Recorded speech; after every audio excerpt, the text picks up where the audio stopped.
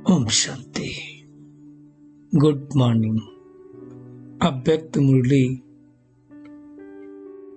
17 मार्च 2024। बाबा की मीठी मीठी मुरली हम मीठे मीठे बच्चों के मीठे मंथन के लिए, मीठे चिंतन के लिए। मंथन शुरू करने से पहले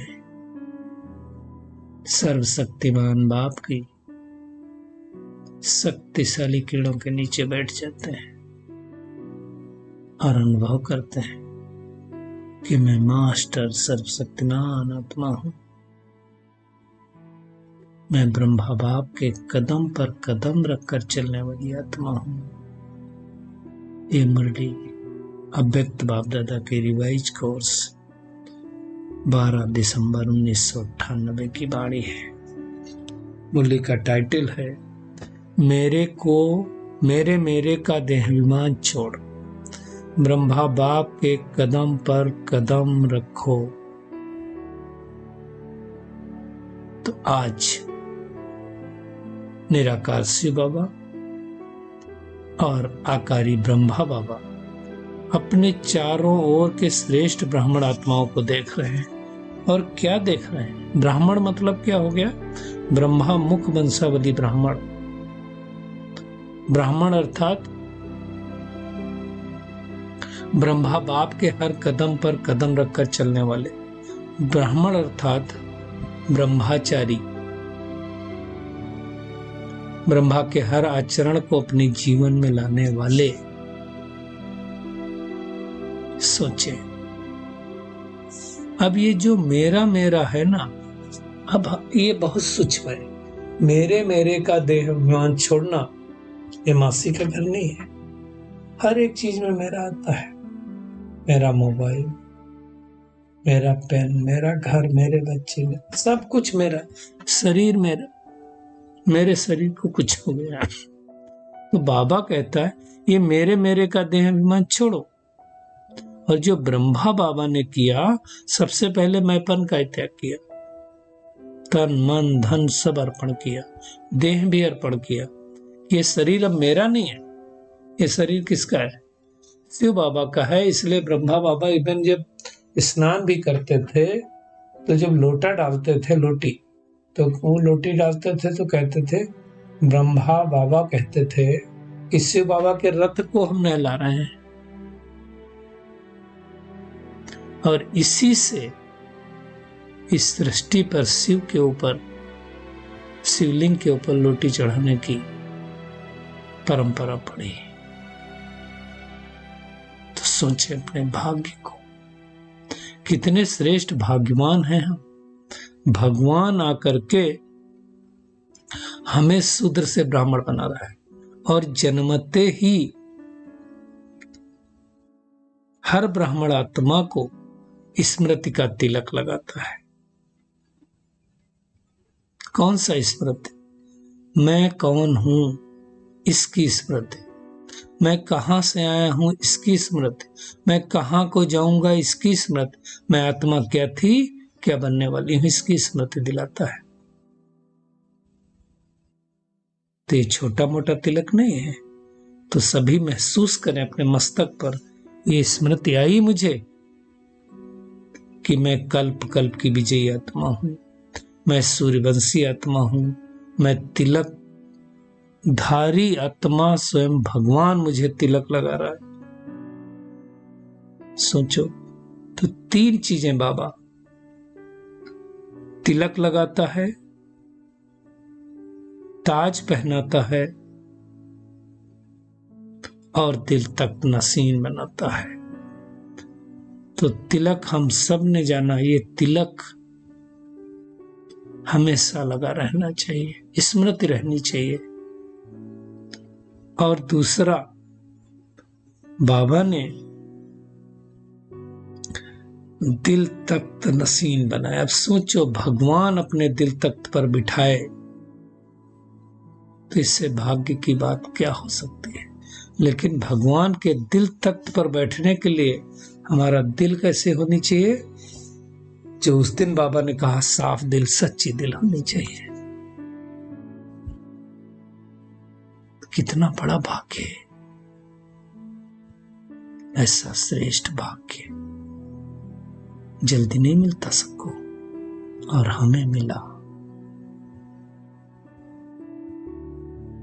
तो इस नशे में स्थित हो जाएं कि लोग दुनिया में मनुष्यों के दिल तक तो नसीब बनते हैं, और हम भगवान के दिल में रचते हैं। तो ऐसा श्रेष्ठ भाग्य होगा किसी का, सोचो। तो दिल तक नसीब। और तीसरा बाबा हमें ताजधारी बनाता है। तो 2 ताज आप हमेशा देखो, तो जो देवी देवताओं को डबल ताज देते हैं, वो ताज मिलता तो अब है इस समय वास्तव में। तो कौन सा ताज? तो एक ब्राह्मण जन्मते ही भगवान हमें पवित्रता के महामंत्र द्वारा लाइट का ताज धारण कराता है। और दूसरा बाबा क्या करता है? विश्व के कल्याण करने की जिम्मेवारी का ताज। तो ये बहुत बड़ा ताज है। इस ताज को लेना मासी का घर नहीं है।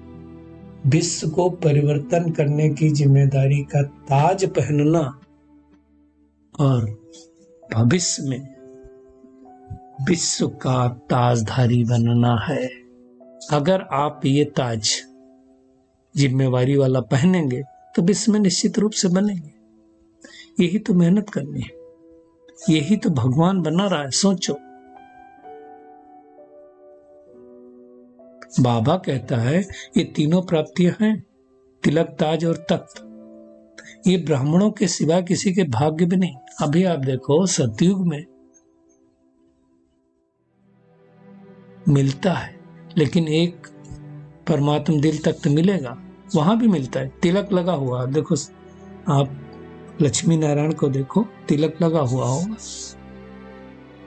ताज भी सिर पर रहता है,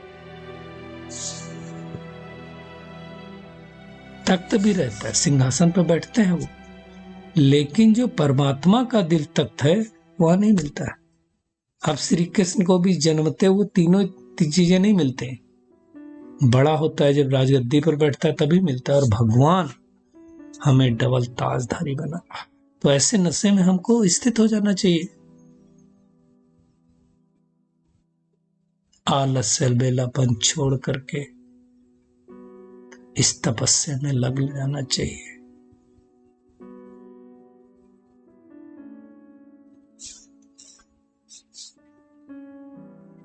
तो सोचो, भगवान भी पूछता है हम बच्चों से। आज पूछा बाबा ने, क्या पूछा?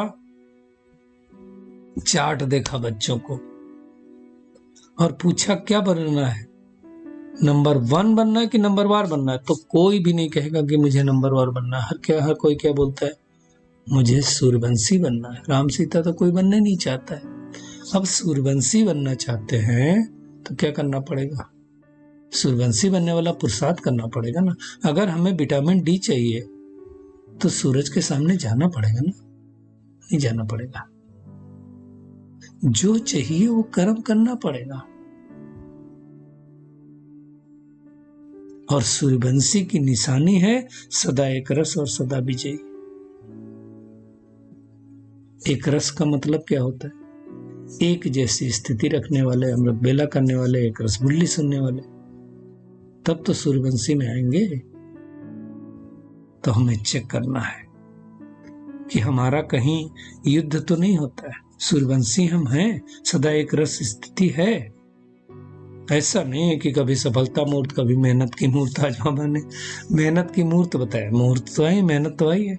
युद्ध करना अर्थात मेहनत करना। कोई परिस्थिति आए तो संकल्प पे संकल्प चलना, संकल्प पे संकल्प चलना। थोड़े दिन पहले कहा था ना बाबा ने, दाग पे दाग लगना, दाग पे दाग लगना, वो नहीं करना। तो बाबा पूछता है, कहता है चेक करो कि हम विजयी बने। लक्ष्य और लक्षण समान है। अगर बाप समान बनने का लक्ष्य है तो फिर ब्रह्मा बाप को फॉलो करना है। तो फिर ऊपर नीचे अवस्था नहीं हो सकती, युद्ध नहीं कर सकते फिर हम। तो चेक करना है। ब्रह्मा बाबा के, देखो कोई रास्ते पर अगर कोई चल चुका होता है तो उस कदम पे कदम रखने में हमको तकलीफ नहीं होती। तो हमें ऐसी मेहनत करनी है।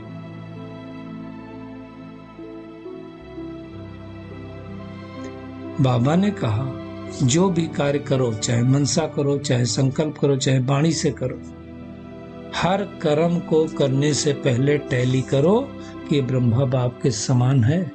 मैं इस कर्म में जो कर रहा हूं, कर रही हूं, ब्रह्मा बाबा होते तो क्या करते?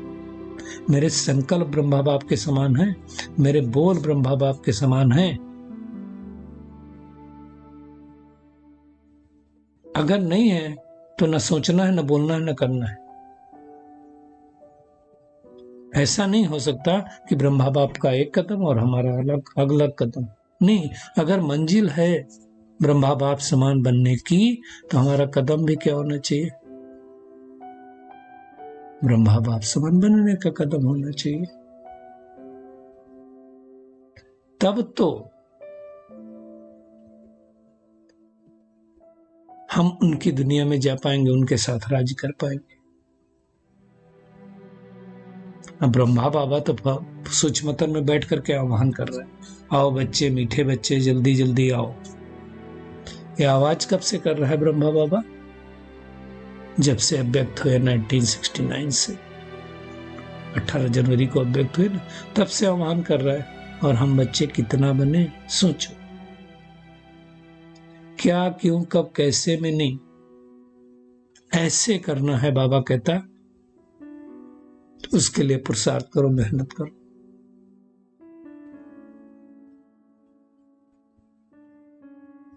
लक्ष्य प्रमाण लक्षण रखो।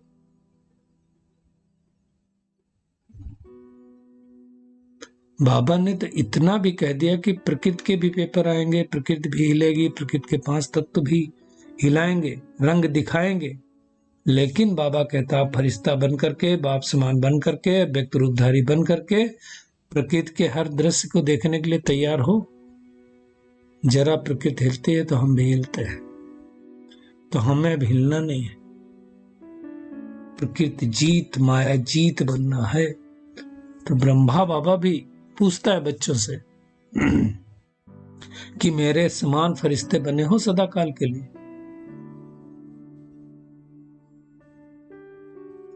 क्योंकि व्यक्त में अव्यक्त बनना है। देखो ब्रह्मा बाबा तो अव्यक्त हो गए, तो चेक करो कि ये जो 3 चीजें बाबा ने बताई, तिलक, ताज और तख्त, तो कितना हम जिम्मेवारी का ताज उठाए हैं। विश्व कल्याण की जिम्मेवारी का ताज बाबा ने पहनाया। आप सोचो, ब्रह्मा बाबा जब अव्यक्त हुए उसके पहले कितने सेंटर थे? बहुत थोड़े थे। जैसे बाबा अव्यक्त हुआ, पूरे विश्व से बच्चों का आह्वान किया, पूरे विश्व में सेंटर खुल गए। तो ये कितनी बड़ी बात है। ये मेहनत हम सब ने करनी है।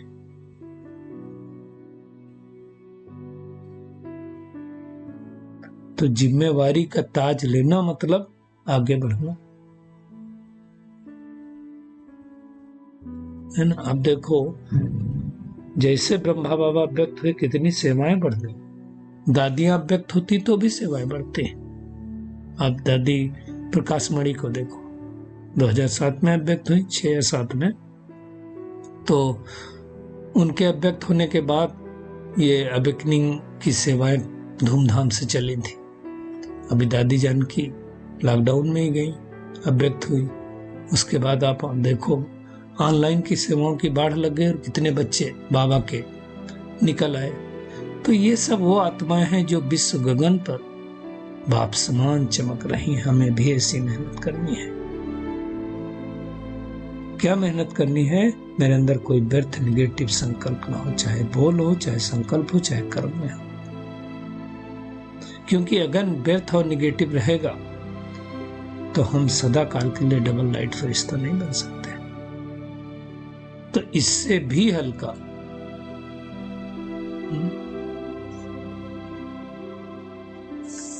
तब तो हम आगे बढ़ पाएंगे। तो ऐसी मेहनत करनी है। और उसके लिए बाबा ने आज कहा कि अगर डबल लाइट फरिश्ता बनना है तो क्या करो, मेरी विशेषता, मेरा गुण, मेरी सेवा, ये सब मेरापन। बाबा ने क्या कहा, मेरा प्रसाद, प्रभु प्रसाद है, मेरा नहीं है। ये मेरा मान नहीं तो देह अभिमान है। मेरा क्या है, एक ही मेरा है और वो है मेरा बाबा। लेकिन दिल से निकलना चाहिए ना, अंदर से आना चाहिए, ऊपर से नहीं कि मेरा बाबा है। ऊपर से तो कहे मेरा बाबा मेरा बाबा, और अंदर से कहे मेरी सारी चीजें हैं, तो नहीं होगा। दिल से ये जो भी विशेषता हमें मिली है, बाबा ने तो आज बहुत कुछ कहा हुआ है। कि मेरा सेंटर, अलमारी देखो, मेरी अलमारी, मेरा एरिया, मेरा जिज्ञासु। ये मेरापन होगा तो संपूर्णता को नहीं पाएंगे। ये सब प्रभु प्रसाद है, मेरा नहीं है। तो इस मैंपन से मुक्त होना है। निगेटिव और व्यर्थ संकल्प, बाबा कहते हैं मेजोरिटी में हम सबको बाबा ने कान खींचे कि ये सबसे ज्यादा है। विश्व कल्याणकारी हम हैं तो हमारी वृत्ति दृष्टि बेहद की होनी चाहिए, हद की नहीं। वृत्ति में जरा भी किसी आत्मा के प्रति निगेटिव और व्यर्थ भावना ना हो। निगेटिव बात को परिवर्तन कराना वो अलग बात है, लेकिन मेरे अंदर किसी आत्मा के प्रति निगेटिव भावना नहीं होनी चाहिए। ये सूक्ष्म चेकिंग करनी है। अगर कोई निगेटिव वृत्ति वाला होगा, बहुत सूक्ष्म बात बाबा ने कही है, वो किसी को पॉजिटिव में बदल ही नहीं सकता। तो पहले स्वयं को निगेटिव से पॉजिटिव में बदलना है और फिर दूसरों को। और उसके लिए बाबा ने क्या कहा, हर एक के प्रति शुभभावना शुभकामना रखो। बातों को नहीं देखना है, अपने आप को देखना है कि हम ब्रह्मा बाप के हर कदम पर कदम रख करके चल रहे हैं। ये चेकिंग। सोचो हमारा कितना श्रेष्ठ भाग्य है, भगवान आकर के हमें आप समान बना रहा है।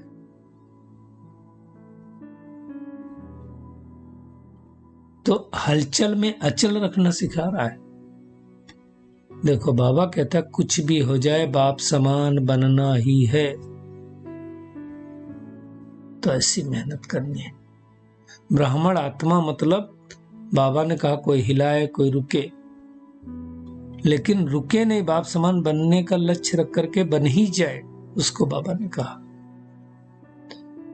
तो आज का टेक होम यही है कि हमें एक तो तिलकधारी, ताजधारी और परमात्म दिल तक नसीब बनना। तिलक मतलब आत्मस्मृति का तिलक है ना। ताज मतलब डबल, एक पवित्रता का ताज, दूसरा जिम्मेदारी का ताज, और परमात्मा के दिल तक नसीब बनना ही है। आज का बाबा का वरदान है, अविनाशी प्राप्तियों की स्मृति से अपने श्रेष्ठ भाग्य की खुशी में रहने वाले इच्छा मात्रम विद्या भव। अब बाबा कहता है सोचो जिसका बाप ही भाग्य विधाता हो उसका भाग्य क्या होगा। सदा यही खुशी रहे कि भाग्य तो हमारा जन्म सिद्ध अधिकार है, भगवान हमारा बाप तो हमारा भाग्य खराब नहीं हो सकता। वो नशा रहना चाहिए। आज आप स्थूल में देखो, कोई मिनिस्टर का बेटा होता है, सांसद का बेटा होता है, चीफ मिनिस्टर का बेटा होता है, उसको लगता है मेरा तो भाग्य है, मैं तो चीफ मिनिस्टर बनने वाला हूँ। और ये हम सब ने देखा हुआ है। लौकिक में भी कितने सारे एग्जाम्पल हैं, आपको हमसे ज्यादा पता है। तो हमारा बाप कौन है? भाग्य बांटने वाला। तो बाबा कहता भाग्य तो तुम्हारा जन्म सिद्ध अधिकार है। तो यही गीत गाओ। कौन सा गीत गाओ? वाह मेरा श्रेष्ठ भाग्य और भाग्य विधाता बाप। यही गीत गाते खुशी में उड़ते रहो, उड़ाते रहो। ऐसा खजाना मिला है जो कोई छीन नहीं सकता। दुनिया में कोई खजाना तो लूट सकता, छीन सकता, लेकिन ये भगवान ने जो खजाना दिया कौन छीन सकता, लूट सकता है? ऐसा भाग्य जिनमें कोई दुख नहीं, कोई अप्राप्त वस्तु नहीं, इसलिए तो कहा जाता है इच्छा मात्र में विद्या बन गए। स्लोगन है विकर्म करने का टाइम बीत गया।